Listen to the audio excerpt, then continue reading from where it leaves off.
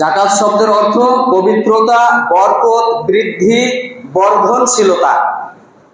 যেহেতু জাকাত আদায় করলে বান্দার আত্মা এবং মাল পবিত্র হয়, তাই ইসলামিক পরিভাষায় তাকে জাকাত বলা হয়।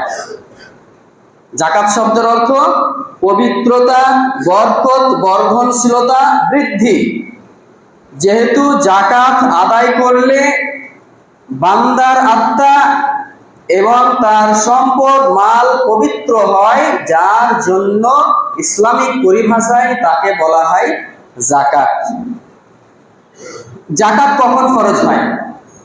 জাকাত ফরজ হয় মক্কাতুল মুকাররমায়, এবং এই জাকাতের নিসাব,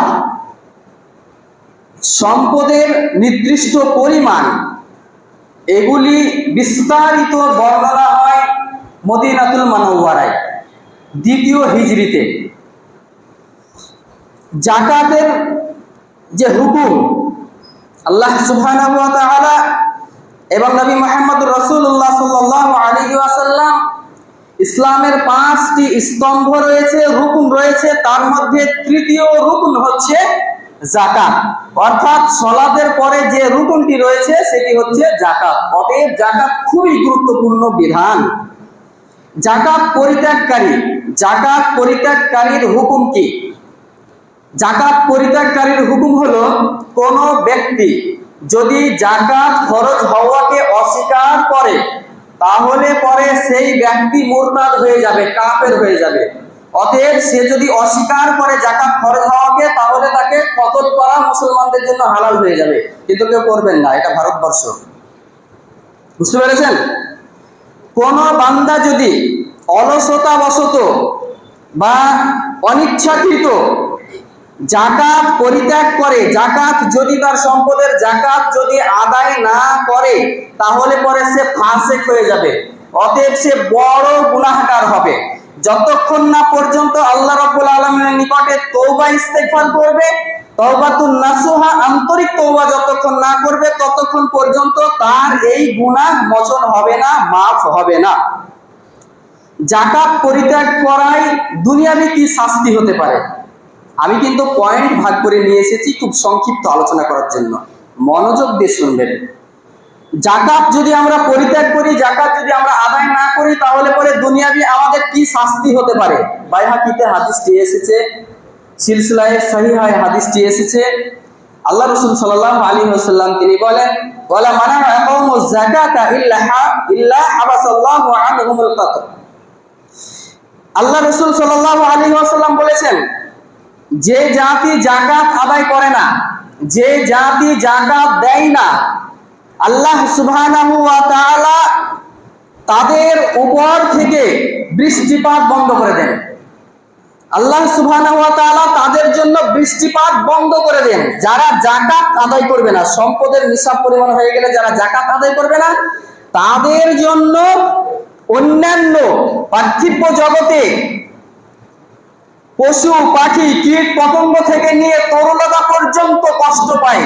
যারা সম্পদশালী, নিসাব পরিমাণ যাদের সম্পদ হয়ে গেছে, তারা যদি যাকাত আদায় না করে, তাদের পাপের কারণে, তাদের গুনাহের কারণে আকাশের পানি বন্ধ হয়ে যায়, বৃষ্টি বন্ধ হয়ে যায়, যার কারণে মুমিন বান্দারা, ভালো বান্দা পার্থিব জগতের যাবতীয় কিছু তাদের কারণে কষ্ট পায়।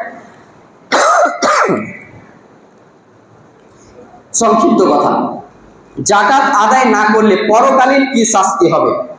যাকাত আদায় না করলে পরকালীন শাস্তি সম্পর্কে কোরআন মাজিদের বহু আয়াত রয়েছে। তার মধ্যে তওবার 34, 35, 77 এবং 75, 77, সূরা আল ইমরানের আয়াতগুলি আছে। তার মধ্যে থেকে সংক্ষিপ্ত দু একটি কথা, এবং বুখারী শরীফ, মিশকাত শরীফেও হাদিসগুলি আছে। শুধু আমি ভাবার্থটুকু আপনাদের বলছি, তরজমা করার সময় নাই। যে বান্দা যাকাত আদায় করবে না, তার সেই মালকে জাহান্নামের আগুনে উত্তপ্ত করা হবে এবং তাকে দাগ দেওয়া হবে এবং বলা হবে, এই সেই তোমার জমাকৃত মাল যা তুমি যাকাত আদায় করোনি।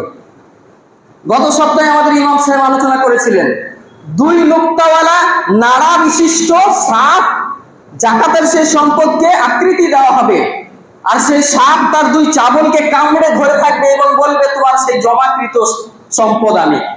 বুঝতে পেরেছেন? আল্লাহ রাসূল সাল্লাল্লাহু আলাইহি ওয়াসাল্লাম বলেন, যেই ব্যক্তি যে সম্পদের যাকাত আদায় করবে না, যেই ব্যক্তি সম্পদের হক আদায় করবে না, তার জন্য কিয়ামতের দিন বহু পরিমাণ, বহু সংখ্যা মানে আগুনের পাত তৈরি করা হবে। আগুনের, লোহার পাত হয় দেখেছেন, পাত, আগুনের পাত তৈরি করা হবে এবং সেই আগুনের পাতকে জাহান্নামের আগুনে উত্তপ্ত করা হবে এবং তাকে সেই পাত দ্বারা তার কপালে, তার পিঠে এবং তার পার্শ্ব মানে দেশে তাকে দাগ দেওয়া হবে, ছ্যাঁকা দেওয়া হবে যে তুমি তোমার সেই মালের শাস্তি আস্বাদন করতে থাকো। এইভাবে তাকে শাস্তি দেওয়া হবে কতদিন পর্যন্ত? যতদিন পর্যন্ত বান্দাদের হিসাব নিকাশ সমাপ্ত না হবে ততদিন পর্যন্ত। আর সেই দিনটি হবে 50,000 বছর সমতুল্য। সুবহানাল্লাহ। যতদিন পর্যন্ত সেই বান্দাদের হিসাব নিকাশ সমাপ্তি না হবে ততদিন পর্যন্ত এই বান্দাকে যাকাত আদায় না করার কারণে তার সেই লোহার পাত দিয়ে, মানে জাহান্নামের পাত দিয়ে উত্তপ্ত করে তাকে শাস্তি দেওয়া হবে, কঠোর শাস্তি তাকে দেওয়া হবে। এটা হবে জাহান্নামের শাস্তি।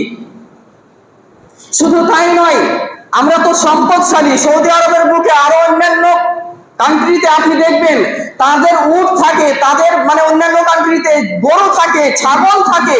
যদি তারা চতুষ্পদ জন্তুর যাকাত আদায় না করে, কিয়ামতের দিন তাদেরকে সেই উপুর করে ফেলে দেওয়া হবে এবং চতুষ্পদ জন্তুর মাধ্যমে তাদেরকে পদদলিত করা হবে, খুরের মাধ্যমে তাদেরকে কষ্ট দেবে। উট যদি হয় তাহলে তাদেরকে উট মানে তাদের মাথায় কামড় দিবে এবং যদি ছাগল হয় তাহলে পরে শিং দ্বারা তাদেরকে গুঁতা মারতে থাকবে।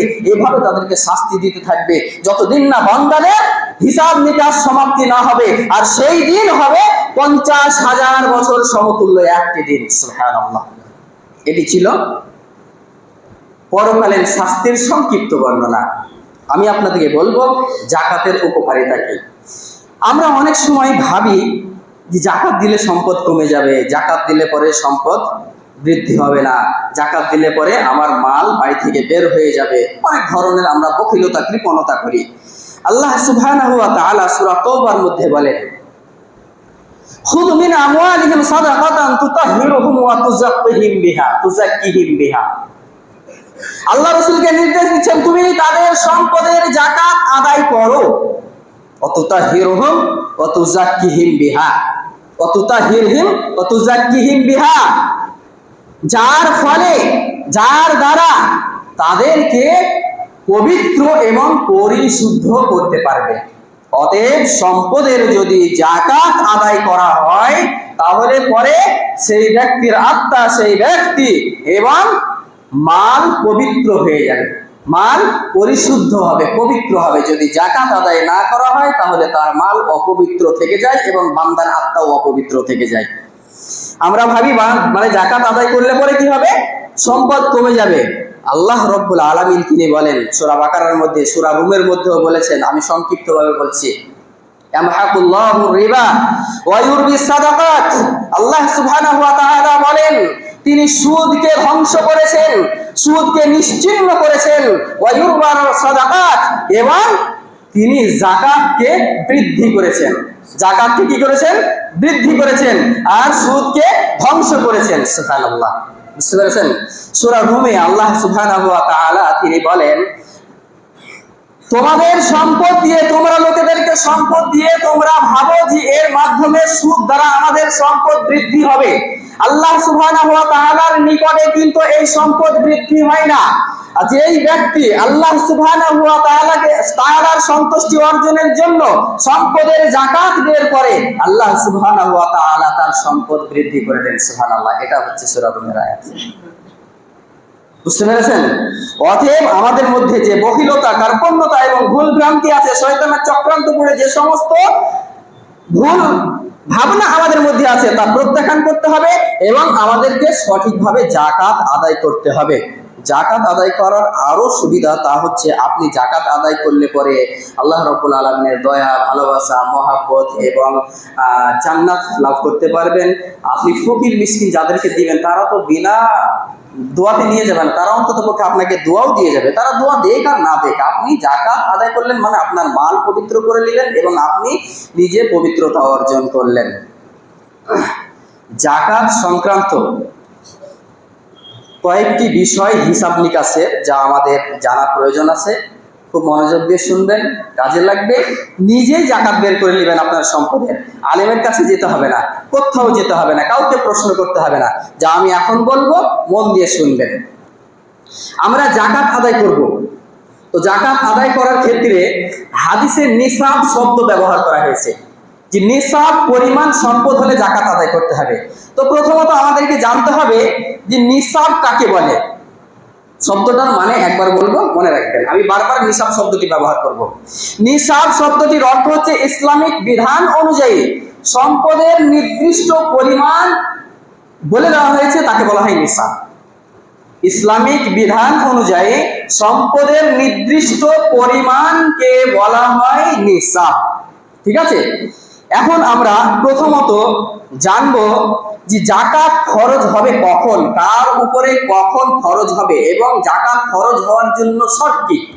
জাকাত খরচ হওয়ার জন্য মূলত 4টি শর্ত রয়েছে। প্রথমত স্বাধীন হতে হবে, মানে বান্দাকে স্বাধীন হতে হবে। বান্দা যদি গোলাম হয় তাহলে সে তো মালিকানা নয়, সে মালিক হতে পারে না কোনো সম্পদের, গোলাম যদি হয়, যার জন্য স্বাধীন হতে হবে। দ্বিতীয় শর্ত হচ্ছে মুসলিম হতে হবে। কি হতে হবে? মুসলিম হতে হবে।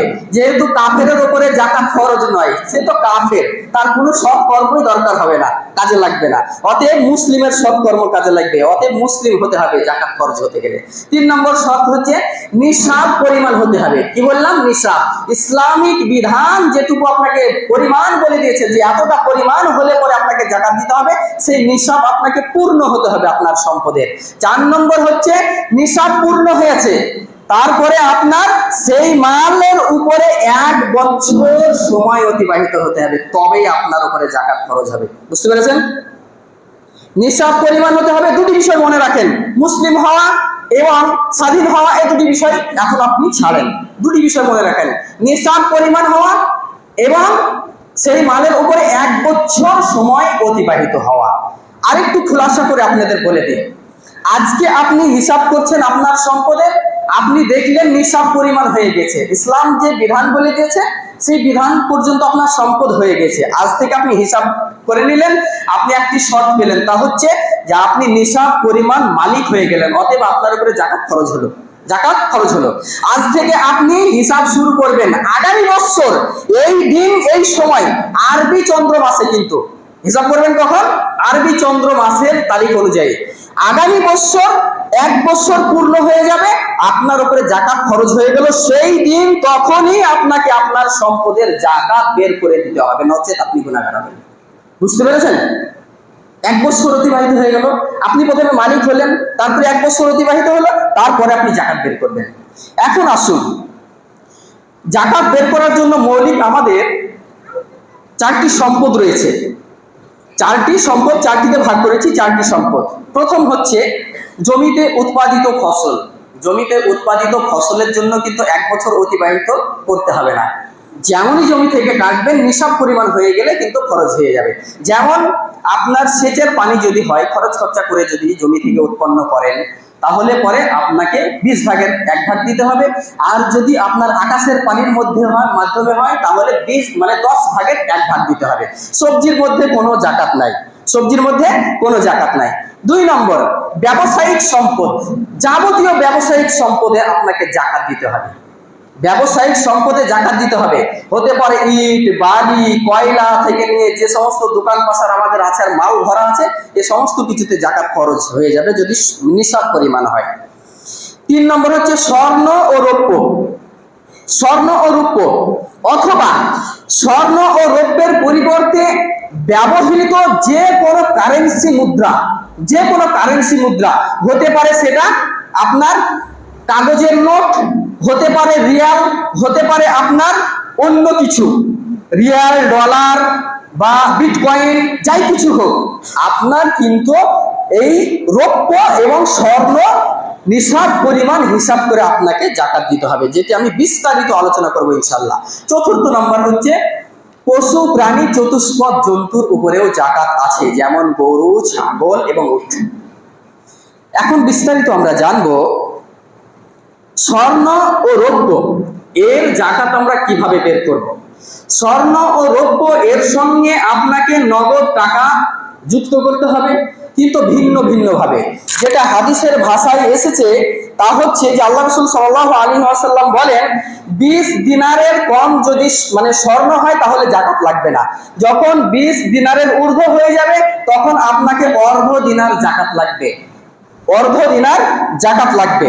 এখন হিসাবটা সংক্ষিপ্ত আকারে বলে দিচ্ছি।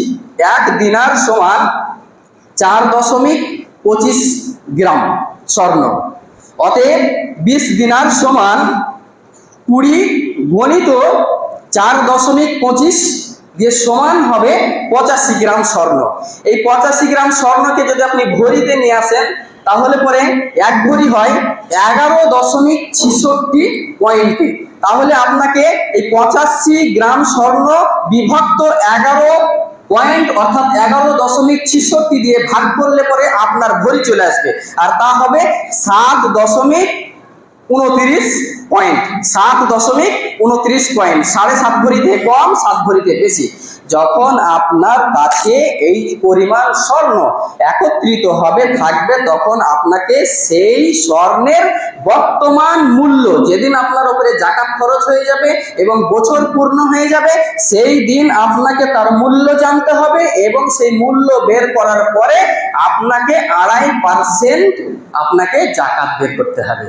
যদি আপনি টাকা না দেন, যদি স্বর্ণই দেন তাহলে আপনাকে স্বর্ণ বিক্রি করে দিতে হবে। যদি আপনি স্বর্ণই দেন তো স্বর্ণ দিতে পারেন, সমস্যা নেই। প্রথম কথা এটা হলো স্বর্ণের হিসাব।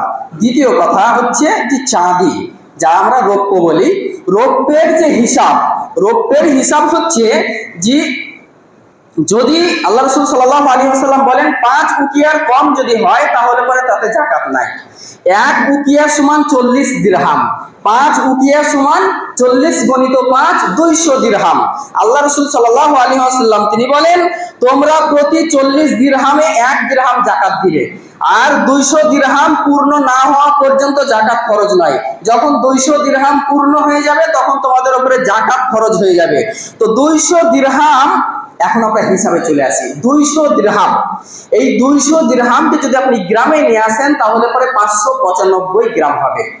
এক ভরি, এবার ভরিতে নিয়ে আসুন। 595 গ্রামকে আপনি ভাগ করে নেন 11.66 পয়েন্ট দিয়ে, তাহলে পরে আপনার ভরি চলে আসবে 51.02 পয়েন্ট। অতএব মানে না 51.5 না 51, অতএব 51.5 ধরতে পারেন, 52 ধরতে পারেন, বা 51 ঊর্ধ্বে, এক কথায় আপনি ভাগ করে নিলেই পেয়ে যাবেন। এই ছিল রৌপ্যের নিসাব এবং তার হিসাব।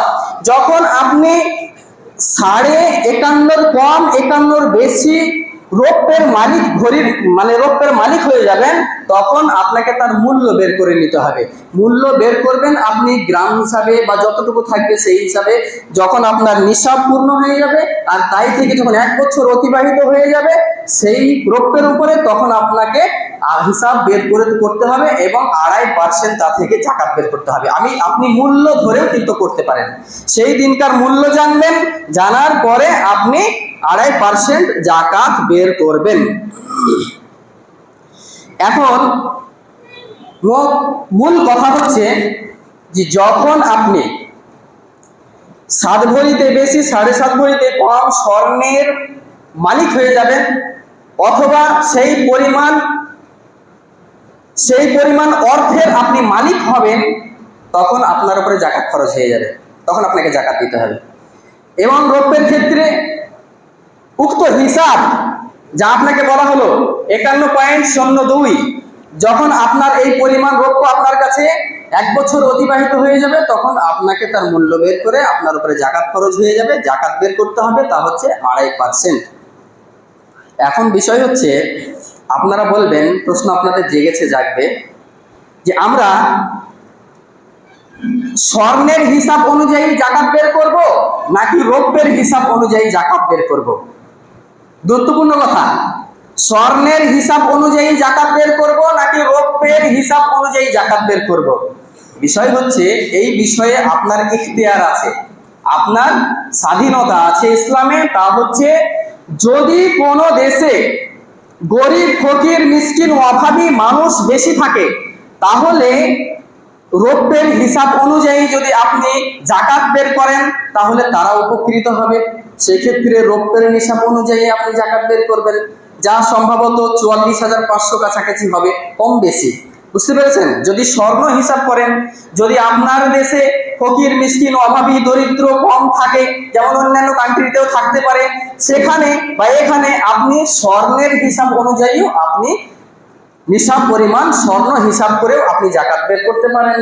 তার কারণ সেই ক্ষেত্রে হিসাব যদি আপনি করেন 5 লক্ষ, সম্ভবত 5,44,000 থেকে 45,000 টাকা সম্ভবত হবে, কম বেশি হিসাব করবেন, তারপরে বের করবেন। তো এখন আমাদের দেশে এটা ভালো করে বুঝবেন, দেখবেন অভাবী দরিদ্র মানুষের কেমন প্রয়োজন আছে। যদি অতিরিক্ত বেশি প্রয়োজন থাকে তাহলে পরে আমাদেরকে রৌপ্য অনুযায়ী আদায় করা উত্তম হবে, আর যদি না হয় স্বর্ণ অনুযায়ী আদায় করতে পারেন। এখন একটি বিষয় খোলাসা করি, নগদ অর্থ। যে আপনার কাছে স্বর্ণ নাই, রৌপ্য নাই, নগদ অর্থ রয়েছে। যদি নগদ অর্থ আপনার কাছে রৌপ্যের হিসাব অনুযায়ী যদি 44,000 তার ঊর্ধ্বে যদি হয়, তাহলে আপনার উপরে জাকাত খরচ হয়ে যাবে, যদি 1 বছর সেই টাকা আপনার কাছে সময় থাকে। বুঝতে পেরেছেন? যদি আপনি মনে করেন আমি রৌপ্যের হিসাব অনুযায়ী আদায় করবো, তাহলে আপনার উপরে খরচ আপনি আদায় করে নেবেন, তা সম্ভবত 1100 টাকা আদায় হবে। আর যদি আপনি মনে করেন স্বর্ণের হিসাব অনুযায়ী আদায় করব, তাহলে নগদ টাকা আপনার কাছে যদি 5,44,000 অথবা 46 হিসাব করে দেখবেন, যদি এই পরিমাণ অর্থ 1 বছর আপনার কাছে থাকে, তাহলে পরে আপনার উপরে জাকাত খরচ হয়ে গেছে। অতএব আপনাকে এই টাকার 2.5% জাকাত আপনাকে বের করতে হবে। এখন আমাদের প্রশ্ন সেটা হচ্ছে যে, নগদ অর্থের ক্ষেত্রে আপনার স্বর্ণ নাই, নগদ অর্থ আছে, আপনার স্ত্রীর স্বর্ণ আছে, আপনার বোনের স্বর্ণ আছে, আপনার মায়ের স্বর্ণ আছে, এগুলো কি সব এক জায়গা করবেন? এটা একটা প্রশ্ন হতে পারে। বিষয়টা হচ্ছে, যদি আপনি আপনার স্ত্রীর স্বর্ণের মালিক হন, যদি আপনি মালিক হন তাহলে পরে এক জায়গা হবে আপনার টাকার সঙ্গে। যদি আপনি মালিক না হন, আপনার স্ত্রী মালিক হয়, তাহলে পরে আপনার টাকার সঙ্গে যুক্ত করতে হবে না। যদি আপনার মেয়েকে আপনি স্বর্ণ দিয়ে দিয়েছেন, যদি তাতে আপনার দাবি না থাকে, যদি আপনি সেই স্বর্ণের মালিক না হন, তাহলে কিন্তু একত্রিত করার দরকার নাই। বাড়িতে আপনার মেয়ের স্বর্ণ আছে, আপনার স্ত্রীর স্বর্ণ আছে, আপনার মায়ের স্বর্ণ আছে, এ সবাই ভিন্ন ভিন্ন। কেউ যদি বলে যে তোমার দুলটা আমাকে দিয়ে দাও, শাশুড়ি যদি বলে বউকে, বউ দিবে না, বেটি যদি বলে দাদিকে, সেও দিবে না, এসব আলাদা আলাদা মালিকেরা। বুঝতে পেরেছেন? অতএব যে মালিক হবে সেই সম্পূর্ণ যখন তার স্বর্ণ নিসাব পরিমাণ পৌঁছে যাবে, তার রৌপ্য নিসাব পরিমাণ পৌঁছে যাবে, তখন তার উপরে জাকাত খরচ হয়ে যাবে। বুঝতে পেরেছেন? এখন দেখা গেল আপনার স্ত্রীর ব্যাংকে আছে 4 লাখ টাকা আর 5 ভরি সোনা আছে, এক্ষেত্রে মাফ নাই, 3 ভরি মানে রৌপ্য আছে। আপনার স্ত্রীকে বলবেন টাকা যুক্ত করবে এবং সেই স্বর্ণের মূল্য নির্ধারণ করবে, রৌপ্যের মূল্য নির্ধারণ করবে, করার পরে টোটাল করার পরে আপনাকে 2.5% জাকাত দিতে হবে, যেহেতু তার উপরে জাকাত খরচ হয়ে গেছে। এবার আপনার স্ত্রীর কাছে যদি জাকাত নিসাব পরিমাণ স্বর্ণ আছে, টাকা নাই কিন্তু নিসাব পরিমাণ স্বর্ণ আছে, টাকা দিতে মানে সে টাকা দিতে পারবে না, কিন্তু তার উপরে জাকাত খরচ, তার স্বামী কিন্তু তার হয়ে টাকা দিয়ে জাকাত আদায় করে দিতে পারে, তাতে কোনো সমস্যা নাই।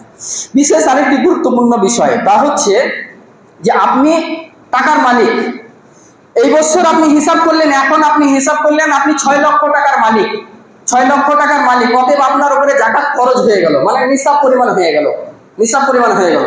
এখন আপনাকে 1 বছর এই টাকার উপরে অতিবাহিত করতে হবে সময়, তারপরে জাকাত আপনি আদায় করবেন।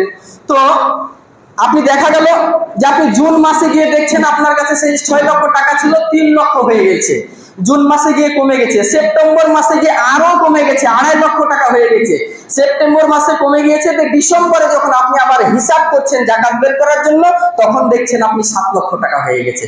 হতে পারে আপনার কাছে আসা যাওয়া হয়েছে টাকা, ঠিক আছে, 7 লক্ষ হয়ে গেছে।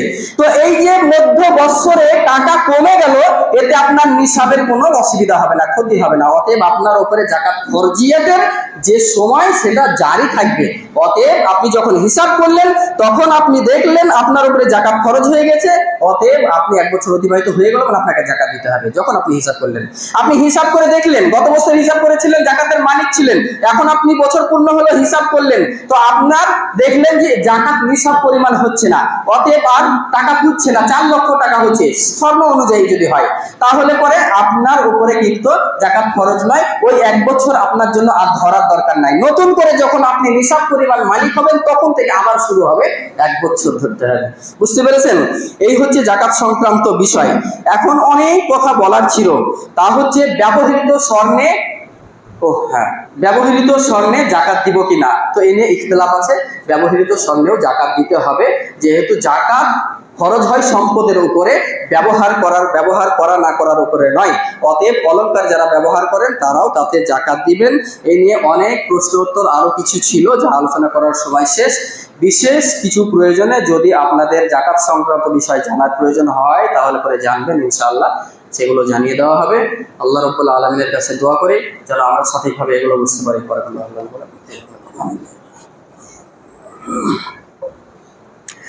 আলহামদুলিল্লাহ ওয়াহদাহু ওয়াসসালাতু ওয়াসসালামু আলা মান লা নাবিয়্যা বা'দা, আম্মা বা'দ, আউযু বিল্লাহি মিনাশ শাইতানির রাজীম, বিসমিল্লাহির রহমানির রহিম।